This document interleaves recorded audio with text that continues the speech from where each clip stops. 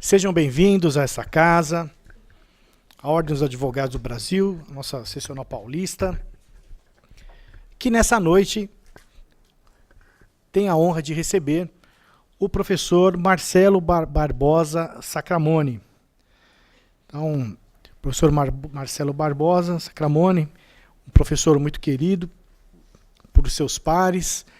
Temos aqui, inclusive, outros colegas de docência prestigiando o evento, assim como os senhores que aqui estão, aos quais já agradecemos de antemão a presença, e que irá hoje proferir a palestra A Responsabilidade dos Administradores de Sociedades Empresariais,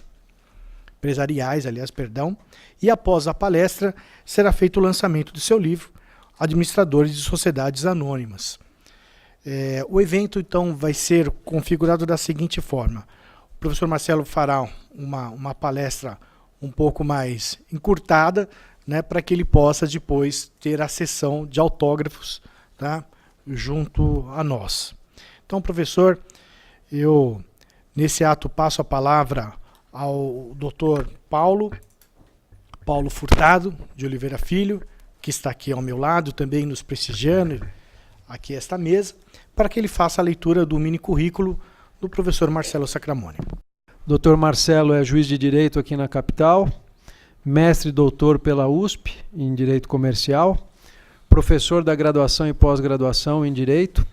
Também ele é docente na Escola Paulista da Magistratura, na Escola Superior da Advocacia, é palestrante do Departamento de Culturas e Eventos e autor de obra jurídica. Então, esse é o breve currículo do nosso querido Marcelo, a quem eu passo a palavra para nos brindar com sua breve exposição, mas porém profunda. Basicamente, a tese do doutorado, que vai acabar sendo um dos temas que a gente vai tratar hoje, é sobre responsabilização de administrador. E por que o tema, na realidade, foi trazido? Por que há 5 anos atrás, quando eu comecei a escrever, isso me despertou? Porque antigamente falava-se, e o doutor Estevão está até aqui presente, eu agradeço, meu colega de turma, de tema e de discussão. Brincava-se na época qual é o interesse que aquele administrador tem efetivamente que tutelar. Ele, na realidade, é colocado na administração de uma sociedade, deve gerir um patrimônio para quê? Com que fim? Quem o contrata? Quem o paga? Até quando ele precisa ficar? Quem o, na realidade, coloca ali? Essas discussões foram trazidas e foram abordadas na tese. E, à época, já era extremamente controvertido e hoje, nos casos Petrobras, o caso Sadia, no caso Lava Jato, a gente começou a ter uma nova dimensão da importância do tema, e eu falo para os senhores, ninguém sabia até então, muito menos eu, que isso iria girar, e foi uma grata coincidência. Por que foi uma grata coincidência? Aí a gente já começa a tratar do tema. Foi estabelecido e existia no Brasil até então, 2007, 2008, uma teoria que dizia muito pouca coisa, que falava que o administrador de sociedades, na realidade, estava ali por ele ser um órgão. O administrador, na realidade, era órgão da companhia. Dizia-se até, o administrador é a mão, é o braço da companhia, é o que faz a companhia atuar. Muito pouco se discutia, ou na realidade sequer se apreciava qualquer coisa, sobre qual a natureza jurídica dessa relação. Quem que o coloca ali? A grande discussão era o seguinte, o administrador é eleito por um determinado acionista. Quem faz o contrato é a sociedade ou é o acionista em si? Pergunto por quê. Porque se o contrato foi feito com a sociedade, eu vou tutelar o interesse da sociedade. Se esse contrato foi feito com o próprio acionista, eu vou tutelar o interesse desse acionista. Que afinal o contrato é feito nesses termos e com ele. Pois bem, essa foi o início de um começo de discussão e que se chegou nessa importância desse tema. E aqui a gente começa, na realidade, entre os órgãos da companhia. Órgão, sem dúvida, existe. Na SA existem 2 tipos dele. Na realidade, um é facultativo, outro é obrigatório. A diretoria sempre vai existir. A diretoria é quem faz a companhia presente. Chama-se não de representação, mas presentação. ela faz a companhia presente. O administrador, quando assina, não assina Marcelo, pessoa física, assina companhia. Por conta disso, naquela atuação, é ela que age, não ele próprio. Consequência disso, é ela responsável por essa atuação e não a pessoa física dele. O que começa a se discutir é o seguinte: quais são os limites desse contrato que é feito? Primeiro dos quesitos é o seguinte: a companhia elege esse administrador para tornar plena a capacidade dela de atuar. Caso contrário, ela não consegue atuar. A pessoa jurídica é só uma mera ficção no direito. Uma teoria da realidade é o que a gente segue. Portanto, eu preciso de algumas pessoas que vão complementar um contrato inicial. Por que eu falo isso? Olha, quando os sócios vão fazer, e vamos pensar na Ambev, ou vamos pensar em qualquer outra sociedade grande, quando os sócios se reúnem, eles fazem um termo por escrito, que a gente chama contrato social. O administrador surge, na realidade ele é necessário, por quê? Porque aquele contrato é incompleto. Eu não consigo prever todas as hipóteses em que a companhia no futuro vai ter que atuar. Por conta disso, eu nomeio uma pessoa que, diante do caso fortuito, posterior, existente, vai, no caso específico, tornar completo aquele contrato. Portanto, ele vai preencher um contrato incompleto até então. E vai preencher com o quê? Com a suposta manifestação dos sócios que, caso estivessem todos presentes diante daquela realidade, deliberariam da seguinte forma. Por conta disso, esse administrador faz o contrato social em si atuar. Atua conforme os interesses, então, de todo o grupo, como administrador da sociedade e não só do sócio. Por que esse ponto aqui é interessante? A gente começa nas primeiras análises práticas, que acaba sendo interessante nesse ponto. O primeiro dos casos é, o administrador, quando atua, ele faz a companhia presente. Como ele faz a companhia presente, ele não responde por absolutamente nada se tiver atuado durante ou dentro dos seus poderes e deveres estipulados pela lei e o estatuto. Por quê? Porque dentro desses poderes, quem atua é a companhia e não ele próprio. Então tem um caso, e é o primeiro dos casos emblemáticos, que é o caso Sony. Eu brinco com vários alunos meus antigos, que na década de 90, a Sony não ia tão bem nas pernas, e aquele rádio que ficava no meio da sala, gigante, em que a família se reunia ao redor para ouvir a telenovela, tá? Era muito útil, mas pouco até então utilizado. Por quê? Porque o administrador da Sony no período falou, olha, eu posso tornar isso muito mais útil. Por que não criar uma coisinha menor que o povo pode levar na cintura? Por que não levar uma coisinha menor que fique portátil? Que cada um possa ouvir enquanto faz uma determinada atividade. E na época, senhores, foi feita uma pesquisa de mercado. E essa pesquisa de mercado deu: esse produto vai ser um grande fracasso. Por quê? Porque o rádio é feito para a família se reunir. É muito individualismo ouvir rádio sozinho. Quem que vai querer ouvir rádio correndo, rádio no carro? E na época, o administrador da Sony falou o seguinte, não, eu banco a ideia. Vamos lançar. E lançou um produto que veio a ser conhecido como Walkman. E o Walkman foi um grande sucesso. E é por isso que a gente não tem caso. Mas podia ter sido o oposto. Podia ter sido um grande fracasso. Seria ele responsável? Essa é a discussão que se coloca. Por quê? Porque o administrador atua com base no risco. Se a decisão não for arriscada, a companhia não vai ganhar dinheiro. Por que não vai ganhar dinheiro? Porque senão todo mundo faria. Ela só vai ganhar se efetivamente ela fizer algo diferente do restante. E para isso, ela tem que arriscar. Na época, foram feitas diversas pesquisas. E aí eu começo a discutir um dos primeiros deveres. Por quê? Porque o administrador não é responsável pelo prejuízo, desde que atue dentro dos seus poderes e deveres. Por quê? Porque aí ele é companhia. Agora, a partir do momento que ele viola deveres, que ele viola o que foi estabelecido no estatuto ou na lei, ele não atua mais como companhia e passa a atuar como administrador pessoa física. E por conta disso, sobre qualquer dano eventualmente causado, ele pode ser responsabilizado. A grande questão que se coloca é o seguinte, eu, Marcelo, tenho um dever de diligência. O meu dever de diligência é do bonus pater família, do homem médio. não é o mesmo dever de culpa, dever de diligência esperado de um administrador profissional. Por quê? Porque ele deve valorar o risco. O administrador da Apple, atualmente, lançou um produto que chama o Apple Watch. Senhores, até então ninguém sabia que queria atender ligação pelo relógio. Inclusive, parece meio ridículo. Pode ser uma grande sacada. Mas esse risco que ele vai correr ou não é baseado num poder de diligência diverso do meu, Marcelo. Por quê? Porque ele é um administrador profissional. Violando esse dever de administração profissional, que é diverso do meu dever, ele se obriga a responsabilizar eventual dano causado.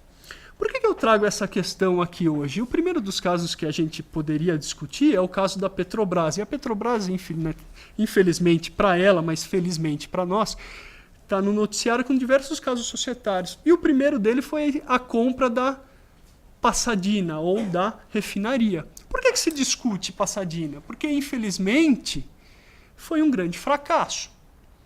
A grande questão é, o administrador da época tinha condições de saber que seria um grande fracasso ou não? Discute-se que Pasadena foi comprada, pensemos que não tenha sido supervalorizada, mas para produzir óleo de baixa densidade, ou seja, um óleo muito valorado pelo mercado. E acabou sendo um insucesso. Se o administrador tomou toda a diligência possível e assumiu o risco de que aquilo podia ocorrer ou não, ele não é responsável por nenhum dano causado. É diferente de, se ele tinha condições num suposto relatório de 800 páginas e que não foi lido, ele foi desidioso. Por quê? Porque pelo risco do insucesso ele não responde, ele só responde por negligência.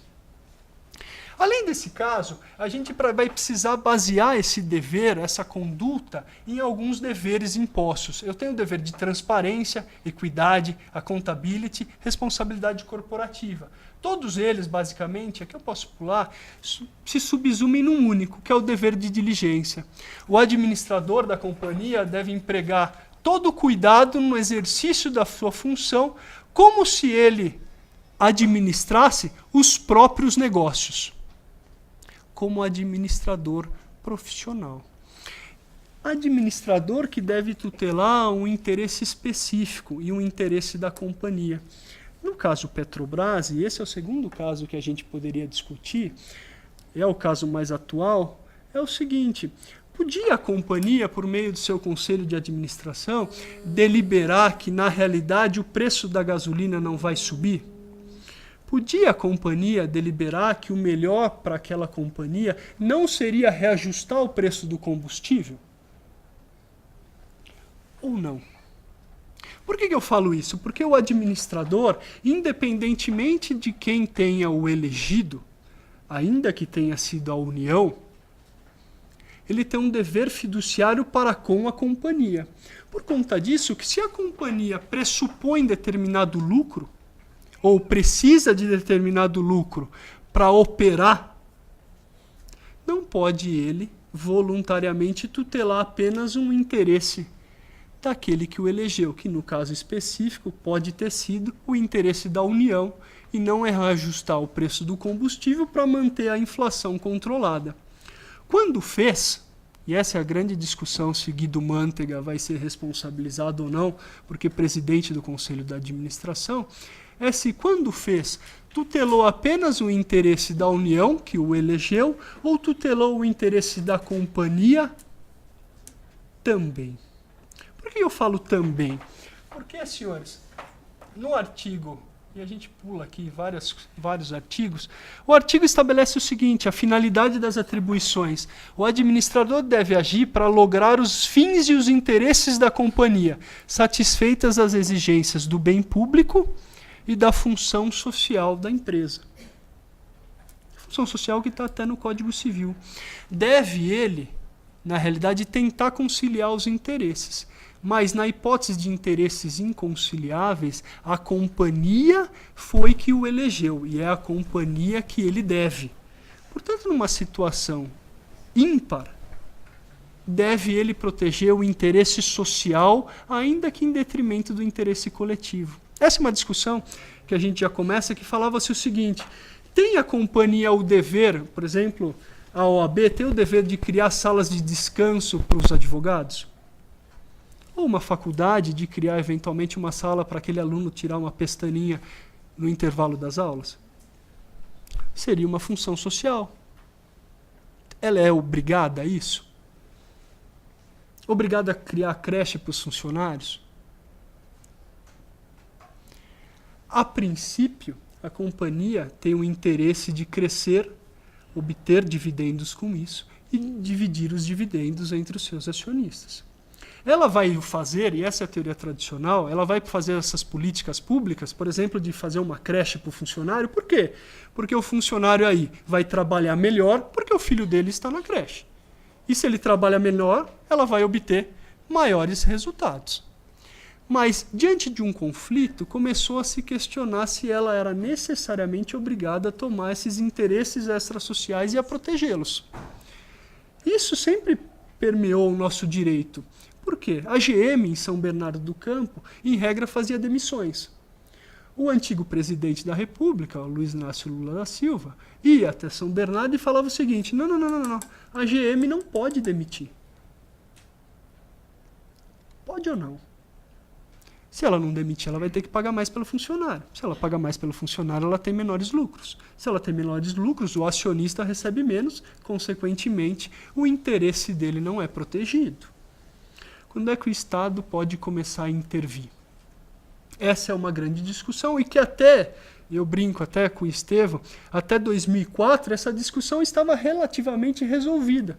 Por quê? Porque aí eu tenho um conflito entre princípios. Eu tenho o princípio da livre iniciativa barrando, na realidade, em outros princípios, como proteção do consumidor, proteção ao meio ambiente, o que significava que eu podia fazer tudo o que não fosse para prejudicar esses interesses, mas não necessariamente eu precisaria implementá-los, o que é diferente. Eu não posso obrigar, eventualmente, uma companhia a despoluir o rio Tietê, mas eu posso obrigá-la a não poluir, o que é diverso.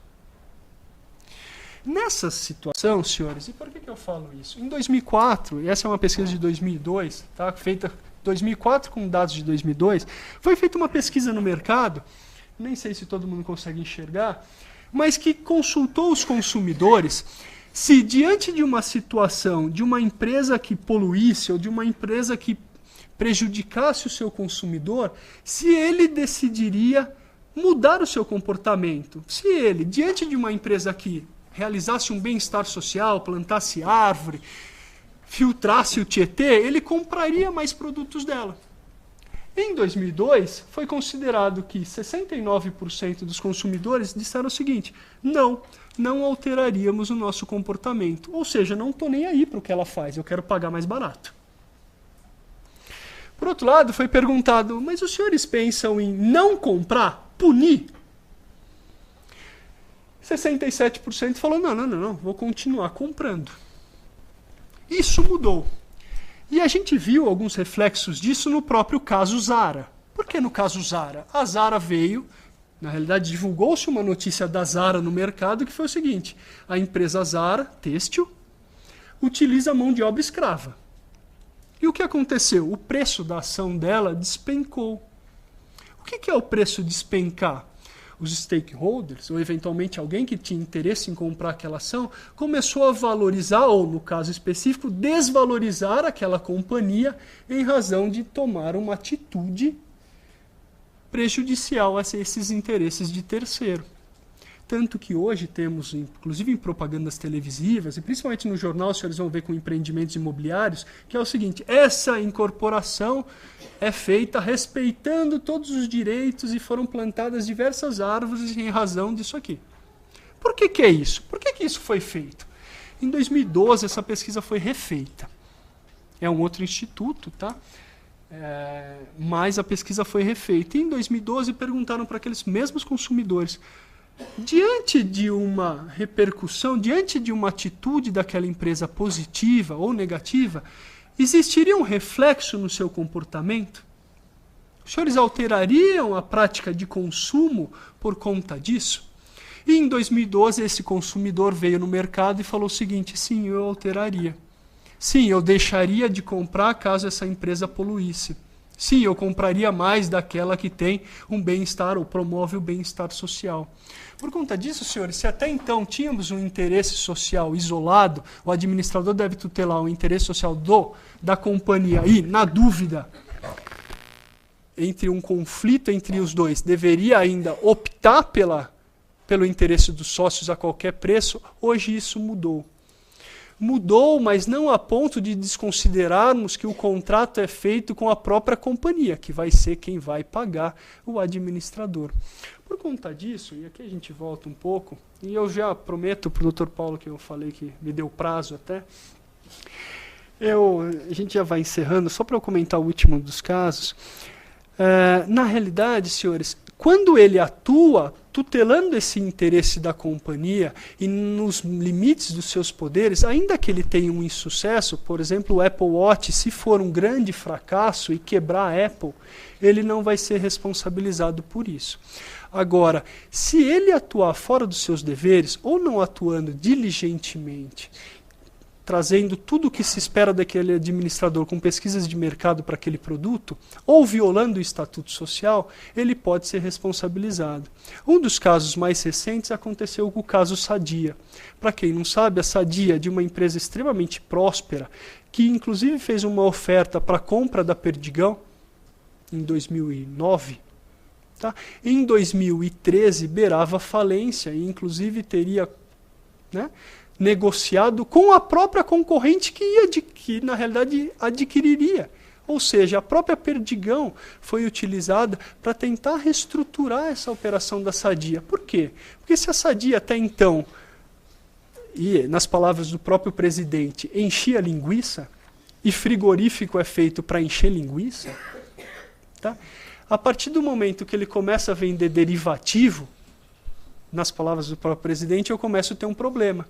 O diretor financeiro da Sadia fez operações de hedge, para quem não sabe, são operações a futuro, tá? Para tentar proteger aquela companhia que era uma exportadora de dólar.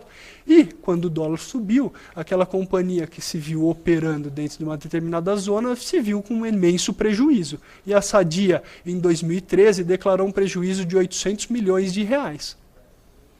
E o que aconteceu com relação a isso? Existe uma previsão no estatuto que falava que a companhia podia 20% do seu patrimônio líquido investir em operações financeiras.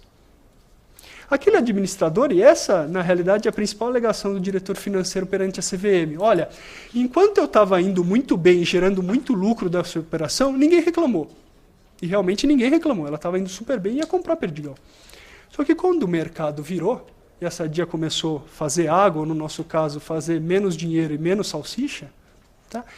Isso começou a ser revertido. E se ele até então tinha um risco e era aceito, por quê? Porque até então ele operava, mas não gerava prejuízo. A partir do momento em que ele gerou prejuízo, começou a se questionar. Atuou ele com diligência? Era plausível que ele assumisse um risco para ganhar dinheiro para a companhia? Senhores, como houve um limite de 20% e ele ultrapassou esse limite, inclusive de perdas, nos exercícios, esse diretor foi considerado responsável pelas operações. Por quê? Porque ainda que ele não fosse responsável pelo insucesso, ele feriu o dever de diligência dele, que era respeitar aquilo que os sócios anteriores tinham celebrado. Que era o quê? Que aquela companhia ia encher linguiça. Mas 20% podia aplicar financeiramente os recursos. Ultrapassado esse limite, incorre o administrador, no caso o diretor financeiro, em responsabilização.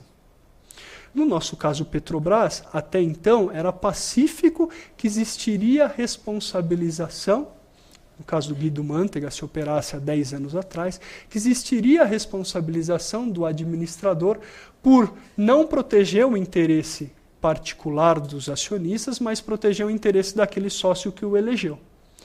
Atualmente, com a discussão da função social, esse interesse volta a ser rediscutido. Até que ponto ele podia, em detrimento dos acionistas, e agora os acionistas estrangeiros estão processando a própria União por conta disso, até que ponto ele poderia proteger o interesse social em detrimento dos interesses do sócio. Eu brinco, e essa foi uma das perguntas que não foi feita por mim, mas foi feita por um membro da minha banca, que foi o seguinte: eu sou uma fábrica de armas. O Brasil, na realidade, eu vendo armas para a Alemanha. O Brasil perde da Alemanha de 7-1 na Copa. A presidente Dilma decreta guerra contra a Alemanha.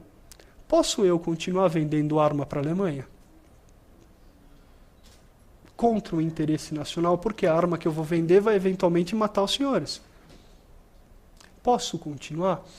A princípio, até então, eu diria sim, porque o interesse e a livre iniciativa sempre deveria ser preservado pela Constituição, inclusive. Agora, até que ponto? O interesse social também deve ser sopesado e, na medida de um conflito, caso a caso vai ter que ser apreciado. Nesse caso específico, não poderia continuar vendendo sob pena de prejudicar o interesse nacional. Senhores, muito obrigado, eu agradeço. Fico aí para qualquer dúvida ou discussão do tema, é um tema de paixão, então eu fico à disposição. Muito obrigado.